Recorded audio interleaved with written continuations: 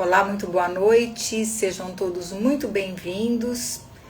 Hoje, dia 5 de janeiro de 2026, nós começamos aqui agora, como eu falei na semana passada, uma nova edição do nosso trabalho, que agora passa a ser a Sublime Psicoterapia de Jesus. E eu vou explicar o porquê disso. Como a maioria de vocês que seguem meu trabalho sabe, eu sou psicanalista e eu trabalho nessa área da saúde mental e também sou espiritualista, espírita, e também a gente utiliza muito dos recursos espirituais para tratamento. Por quê? Nós, seres humanos, não somos feitos de pedaços. Não dá para tratar uma ansiedade, um medo, algum desconforto mental tão e unicamente seguindo apenas um segmento. Muitas vezes a pessoa ela precisa de um tratamento de terapia, precisa de um tratamento médico e algumas vezes também precisa de tratamento espiritual e às vezes precisa de tudo ao mesmo tempo. Na realidade, nós somos seres que somos a semelhança de Deus, feitos inteligentes, estamos vivendo aqui agora na matéria, encarnados, ocupando um corpo de carne. Então, esse ser espiritual que nós somos, se utiliza de um equipamento chamado mente, que é para desenvolver as potencialidades divinas que estão dentro de nós. Então, Jesus, como o sublime psicoterapeuta da humanidade, ele vem trazer recursos. Para quê? Para que justamente a gente enfrente esses nossos desafios, trazendo uma solução, uma forma de agir que faça com que nós encurtemos o caminho do sofrimento. E como ele mesmo disse, eu começo aqui então com a passagem de Marcos, no capítulo 2, versículo 17, que diz: Tendo Jesus ouvido isso, respondeu-lhes: Os sãos não precisam de médico, e sim os doentes. Não vim chamar os justos, e sim os pecadores. Ora, se a gente traduzir isso para uma linguagem atual, na realidade, doentes somos todos nós. E a prova disso é de estarmos encarnados num planeta com esse grau evolutivo que é a Terra. É um planeta classificado pelo mundo espiritual como sendo de provas e expiações. Então, isso já demonstra que não somos espíritos muito evoluídos, porque se fôssemos, estaríamos encarnando num planeta melhor. Mas estamos em vias de, Nós já encarnamos em planetas primitivos e hoje estamos no nosso caminho evolutivo.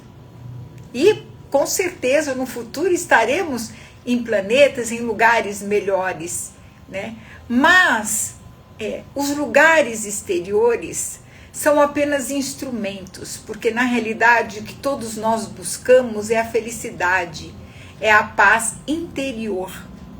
E esse tem sido o nosso grande desafio. No momento em que nós vivemos agora da humanidade, onde o medo, a ansiedade toma conta das pessoas de uma forma estrondorosa. Eu acho que nunca se viu em nenhum século, em nenhuma década anterior, tantas pessoas com problemáticas no que diz respeito à saúde mental. Haja vista que se a gente conversar com algumas pessoas do nosso círculo, a gente vai achar, não vai ser difícil achar aquelas pessoas que só dormem sob efeito de algum remédio. Então isso é para a gente pensar muito, porque quando Jesus disse essa palavra, ele quis dizer que os remédios foram feitos para pessoas doentes, objetivando as suas curas, da mesma forma como os alimentos foram idealizados pela providência divina para saciar a nossa fome, para atender as nossas necessidades orgânicas, né? Então, quem não tem fome, não pensa em comida. Quem não tem sede, não pensa em água. E assim, essa lei vige em todos os lugares, em todo o mundo. Nós procuramos aquilo de que necessitamos. E Jesus, o Cristo, aparece no cenário do mundo justamente como o médico de almas. Não à procura de pessoas sãs, pessoas santificadas, não. Ele veio justamente em busca daqueles que estavam precisando de ajuda. Então, Jesus e todo o Evangelho, que é composto das suas obras e das suas atitudes, é para nós um recurso terapêutico.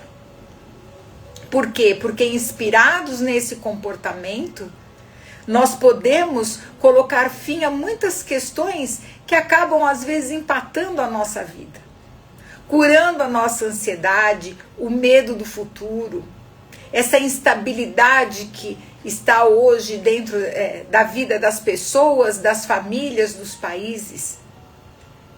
Então, a partir de agora, a gente vai trazer temas que dizem respeito a essa questão mental, a questão de como é que nós temos nos comportado em relação às ocorrências, né, da nossa vida diária. E é claro que sempre tem uma passagem do Evangelho que corresponde ao nosso desafio presente. Então, para iniciar isso, a gente vai começar dizendo por que é que todo mundo sofre? Por que é que o sofrimento existe? O sofrimento, ele existe a partir do momento da ignorância. Quando nós não conhecemos, quando nós não sabemos lidar com alguma coisa, a gente não consegue resultado. E o nosso grande desafio no momento evolutivo em que nós estamos é lidar com a nossa mente.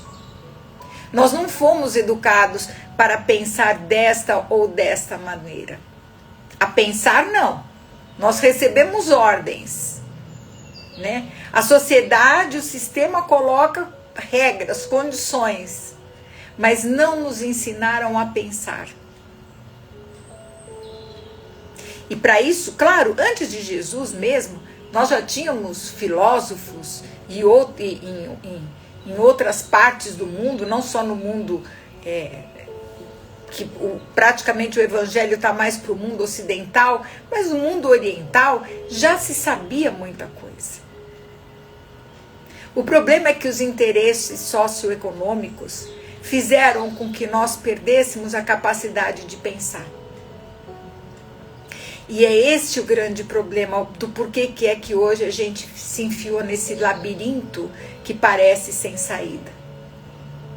Onde a gente se sente cobrado de ter que estar atuando desta ou daquela maneira, de estar usando esse ou aquele outro método. Nós ficamos encapsulados, robotizados, fazendo o que todo mundo faz, assistindo o que todo mundo assiste, comendo o que todo mundo come, e sem nos questionarmos. Então Jesus, bem entendido, ele nos restaura, lá no cristianismo primitivo, a capacidade de pensar. Como os filósofos pensavam. Pensar na vida, pensar nas soluções. Se a gente vê as soluções que Jesus traz aqui para esses desafios, elas são tão lógicas que às vezes a gente fala, poxa vida, como é que eu não vi isso antes? Por quê? Porque nós estamos robotizados, infelizmente é isso. E é por causa disso que todo mundo vive essa crise, dessa ansiedade maluca de pessoas que estão correndo e não sabem nem para onde. Então, esse trabalho ele vai começar essa semana eu vou trazer alguns temas como medo, como ansiedade e tantos outros temas, e vocês também podem sugerir desafios que vocês têm na vida, e a gente vai trazendo aqui e nós vamos trazendo os recursos do Evangelho justamente para responder a estas questões. Essa é a proposta agora desse trabalho. E também, mais para frente, aí eu vou trazer algumas novidades, eu vou começar também a fazer alguns vídeos explicativos a respeito das nossas questões mentais. Por quê? A ignorância é que nos prende no sofrimento. Quando a gente aprende como é que um aparelho celular, por exemplo, funciona, você consegue adquirir muitas facilidades, a fazer muitas coisas com ele. O que antigamente servia só para fazer chamadas e receber chamadas, hoje serve para milhões de coisas, inclusive para eu estar aqui conversando com vocês. A nossa mente, se a gente não conhecer um pouquinho sobre ela, a gente fica também andando que nem cabra cega, sem saber do porquê que é que nós temos os tão chamados e famosos sintomas. Porque o medo, a ansiedade, a raiva excessiva, a tristeza excessiva, tudo isso são sintomas. E às vezes a gente está tudo bem na nossa vida, está tudo certo, às vezes o dia está tranquilo e a gente sente aquele mal-estar. E nem sabe por quê. Sabe, uma coisa assim de dentro da gente que a gente não sabe por quê. Porque são sintomas de que alguma coisa lá dentro de nós não está funcionando bem. E para isso, nós precisamos entender como é que funciona o nosso aparelho mental. Esse assunto, a questão da mentalidade, é um assunto que já vem de muito tempo. As pessoas acham que surgiu somente a partir de Freud, no século XX. Não, isso já vem de muito tempo. Em outras culturas, em outros pensadores, principalmente no século XIX, quando a espiritualidade começou a trazer determinados conhecimentos científicos na área da espiritualidade, e eu digo científicos porque a própria manifestação dos espíritos e hoje o que a gente tem catalogado foi feito por um método empírico, ou seja, foi experimentado e testado como se faz com qualquer coisa da ciência, da química e da física. Então, alguns conhecimentos e até termos que nós utilizamos hoje já desde lá do século XIX. Autores, inclusive espirituais, vanguardeiros do progresso, já trouxeram alguns conhecimentos, mesmo antes de Freud. Eu não vou entrar aqui em questões históricas e explicar tudo isso. O importante é que a gente entenda como é o nosso funcionamento. Então o Freud foi muito feliz quando ele criou a sua primeira tópica, depois a segunda tópica, dividindo, né, o nosso psiquismo em 3 departamentos, né, que seria o inconsciente, o subconsciente e o consciente. Ou o inconsciente, o superego e o ego. Quando ele traz dessa forma didática para nós, é a partir daí que a gente começa a entender o nosso funcionamento. Claro que a gente vai se aprofundar mais isso depois, mais para frente, nos próximos vídeos que eu vou trazer, quando eu for explicar para vocês algumas coisas. Mas já para saber como é que isso funciona. No nosso inconsciente estão gravadas toda a experiência do nosso espírito. O nosso espírito não é o que nós somos hoje. Nós hoje, eu, Ângela, sou uma personalidade, é uma manifestação, uma forma do meu espírito que está se utilizando para desenvolver minhas potencialidades divinas. Mas na realidade, esse espírito já passou por muitas experiências para chegar até o ponto que chegou hoje. E aonde que estão armazenadas essas experiências? Estão armazenadas justamente no nosso inconsciente. Estão lá. Nós não temos acesso. Aqui, enquanto personalidades encarnadas, nós não temos esse acesso. Mas tudo está catalogado, organizado, está tudo dentro de nós. O Freud não foi para esse caminho do inconsciente, quem foi Carl Jung, e ele desenvolveu essa tese muito melhor. Mas também aqui não importa autores, importa para nós, na vida prática, como é que isso funciona. Se lá está o nosso inconsciente, o subconsciente ou o superego seria aquela parte nossa aonde estão arquivadas as experiências vividas desta encarnação. A partir do momento da gestação até os dias de hoje. Então está tudo arquivado ali. É também onde estão arquivados os nossos valores morais, que são implantados na primeira e segunda infância, no convívio com os nossos cuidadores, com a sociedade, com o meio onde nós nascemos, com a cultura que nós recebemos. E depois na frente nós temos aqui o consciente, ou o chamado ego, que as pessoas às vezes acham que confundem ego com orgulho. Orgulho é uma coisa, ego é outra. O ego, ele é o gerente, é ele quem faz as escolhas. É ele quem determina o que é que eu vou fazer ou o que eu não vou fazer. E para isso, ele deve sempre consultar os seus valores, que às vezes a gente não quer.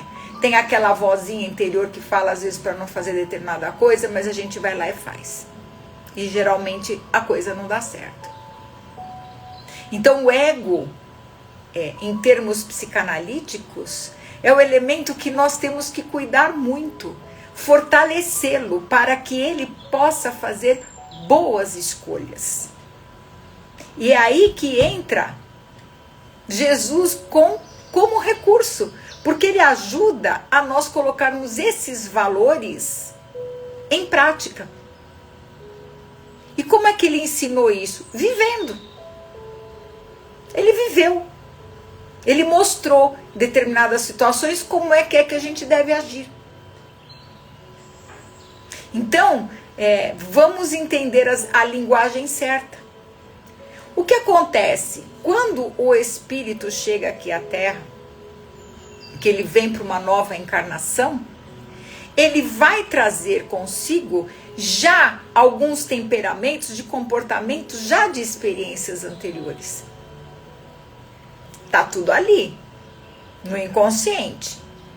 Mas, no processo reencarnatório, é como se tivesse, eu não vou dizer que apaga a memória, porque memória não se apaga, mas um embotamento da memória.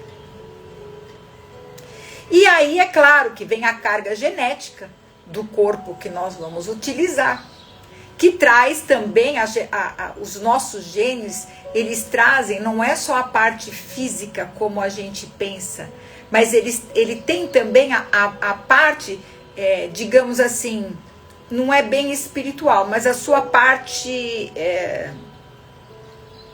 energética correspondente a comportamentos. Então, por isso que os espíritos falaram através de Chico Xavier que ninguém nasce em lar, em família errada. Ou seja, nós vamos vir com uma carga genética que diz respeito à nossa condição espiritual. Aí, com essa carga genética e mais com os traumas. O que são os traumas? As situações que esse espírito reencarnante vai viver, ele vai acumular algumas rupturas no sistema psíquico.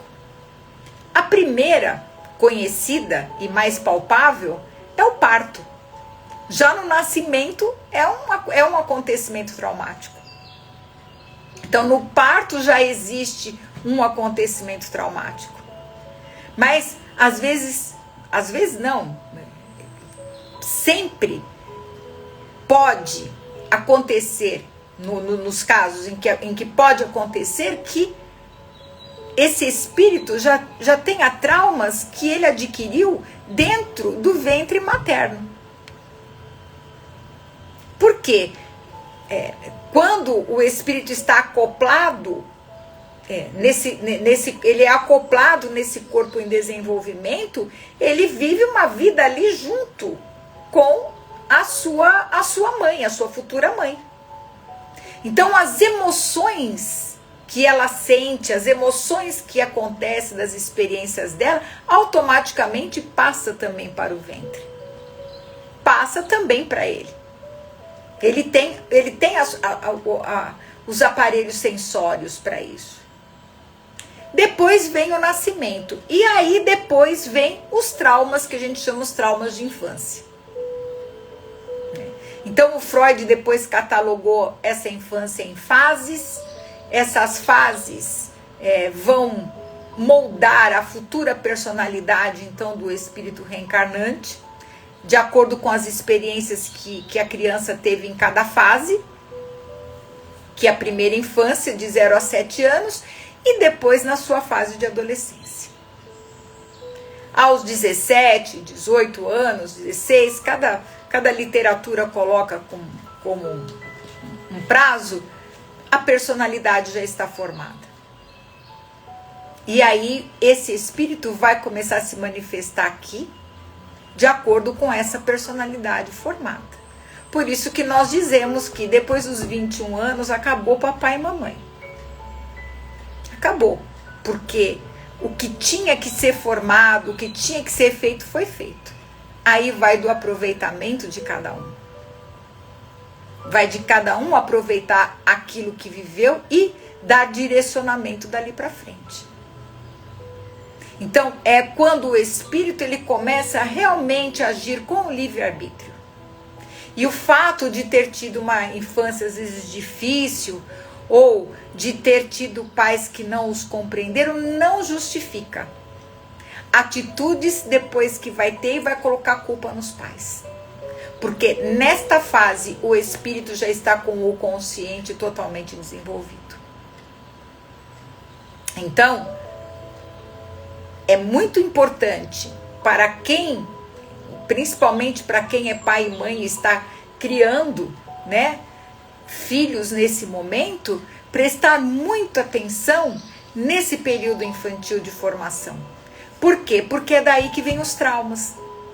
E os traumas são o quê? Pequenas rupturas que causaram nesse sistema psíquico emocional, que depois, na vida adulta, vai se manifestar como sintoma.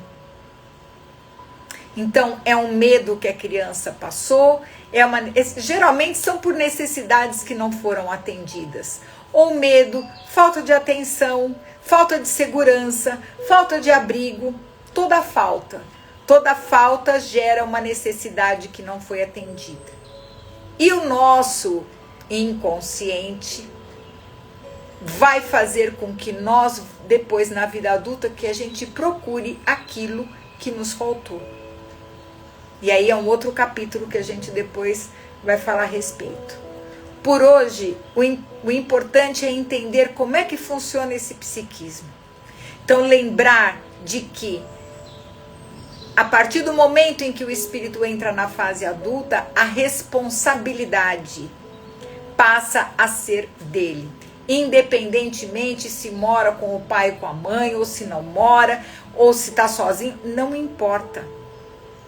As escolhas, as nossas escolhas, são responsabilidades nossas. E é isso que Jesus deixou muito claro. E ele chamou as pessoas para que ele desse o exemplo. Então, culpar este ou aquele ou aquela pessoa, esta ou aquela pessoa pela nossa desdita, é uma coisa muito injusta. Então, nós temos, como espíritos que somos, sempre a oportunidade de tomar boas resoluções. E é por isso que a reencarnação, ela nos situa em diferentes posições. Cada encarnação nossa, a gente está numa posição diferente.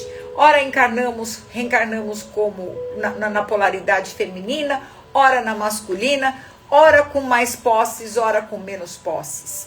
Ora com mais oportunidades intelectuais, ora com mais oportunidades emocionais.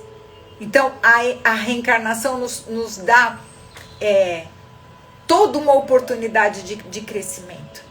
Porque os caminhos evolutivos são diversos para cada espírito. E, claro, não resta a menor dúvida que cada um de nós está num patamar diferente. Então, existem problemas e provas que são idênticos para todos, porém em tempos diferentes. Então, tem coisas que para mim hoje é mais fácil porque já passei, e outras coisas que ainda não passei. Então, por isso, já fica aqui também uma dica, né? A gente tomar cuidado quando julga o comportamento alheio. Porque a pessoa, quando faz determinada coisa, ela não está fazendo com a sua cabeça, nem com o seu pensamento, e nem com a sua claridade de visão. Ou com a sua ignorância. Então, por isso que a gente tem que tomar cuidado. Sofremos todos, como dizem os espíritos, pelos mesmos motivos, só que em tempos, em times diferentes. E é essa diversidade que nós somos chamados a conviver, que nos faz crescer no amor, de entender essas coisas e de nos entender também. Porque se a gente não se entende, se a gente não se conhece, se a gente não sabe como é que a gente está funcionando, quais são os episódios, os traumas, as coisas que estão dentro de nós que precisam ser curados, nós vamos andar tateando no mundo. O autoconhecimento, minha gente, não é só ler livro de autoajuda, não. Ler o evangelho é ótimo, entender, fazer oração é ótimo. Isso não isenta a pessoa de fazer uma terapia. Porque na terapia ela vai conhecer o seu processo. O seu processo nessa encarnação. O porquê que ela tem determinadas emoções. Por que às vezes aquela insatisfação tão grande? E traumas que foram vividos e que precisam ser revisitados. Porque não adianta entrar numa terapia e só ficar falando de trauma. E ficar falando das coisas ruins. É preciso de tratá-los. Existem métodos, existem técnicas que a gente utiliza para tratar isso. O que nós precisamos só é ter boa vontade e coragem para lidar, para nos enfrentarmos, para a gente enxergar a gente mesmo. Agora, uma coisa eu posso dizer de todo o coração e com toda a sinceridade do mundo. É uma viagem que a gente faz para dentro, que nunca mais você retorna como antes. Com certeza não. E as pessoas falam, mas isso é besteira, não. Quem já fez terapia, quem já conhece os seus processos, sabe que é um investimento que você não faz, não é só para agora, não. É para o seu futuro, inclusive no mundo espiritual. Porque quando a gente se conhece, a gente sabe como a gente funciona. E cada um funciona exatamente de acordo com as suas experiências. Apesar dos nossos problemas serem comuns, cada um está passando por um momento. E às vezes tem traumas que realmente precisam de um tratamento mais profundo. Então, durante agora esse próximo período, a gente vai trazer algumas temáticas. E se você tem aí uma dificuldade, seja ela qual for, de experiência de vida, manda um direct. Ah, minha dificuldade é no relacionamento, é com o filho, é com isso, com aquilo. Vamos colocar isso à luz do Evangelho, vamos utilizar o Evangelho como recurso. Porque na realidade essa é a finalidade dele. É um recurso para que nós nos modifiquemos, para que nós possamos achar caminhos que nos tirem do nosso desconforto. Tá bom, minha gente? Muito obrigada por terem ficado aqui até o final. Eu espero que tenha feito sentido aí para vocês esse comentário de hoje e esse novo programa, né, que é a Sublime Psicoterapia de Jesus. E eu espero vocês aqui na semana que vem, se Deus quiser, na segunda-feira, às 21 horas. Se gostou, compartilhe com aquelas pessoas que você ama. Tá bom? Muito obrigada a todos e fiquem na paz do nosso Mestre Jesus e até lá.